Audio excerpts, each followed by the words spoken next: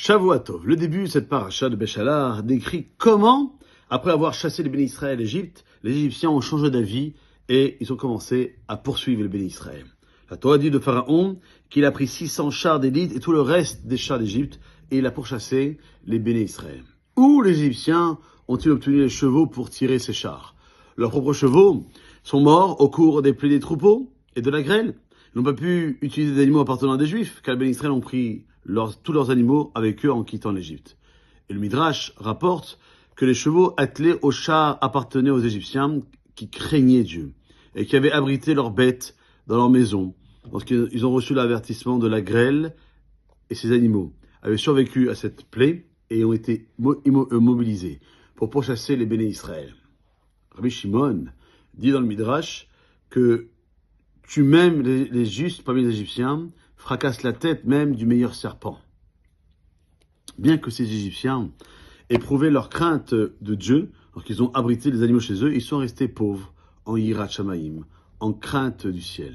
En cela, les Égyptiens ressemblaient aux serpents. Bien qu'il soit possible d'apprivoiser un reptile et de le dresser à agir docilement, le Talmud, dans Baba Kama, nous dit qu'un serpent reste toujours considéré comme Mouad, c'est-à-dire un animal dangereux. Chaque homme est créé avec des bonnes et mauvaises idotes, des qualités et des défauts. Notre avoda, notre travail consiste à rectifier nos traits négatifs afin qu'ils n'apparaissent pas dans nos actes. Cependant, même si nous avons réussi, nous n'avons pas totalement déraciné le trait négatif.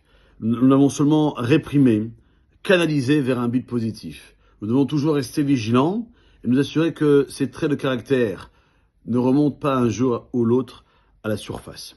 Pourquoi nous ne devons pas nous débarrasser totalement de nos traits négatifs? Parce que pour qu'il y ait Bechira, libre arbitre, pour que nous puissions avoir le choix, il faut une force négative pour contrecarrer la force positive.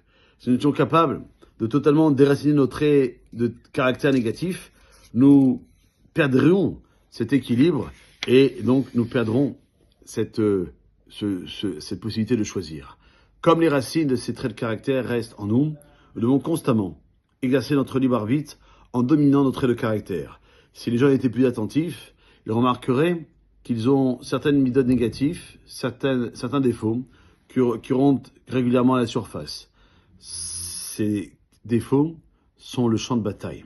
On ne peut pas entièrement déraciner ces traits de caractère négatifs, mais si on fait un effort, on peut les retenir ou même les diriger de façon positive. Voilà notre petite bataille.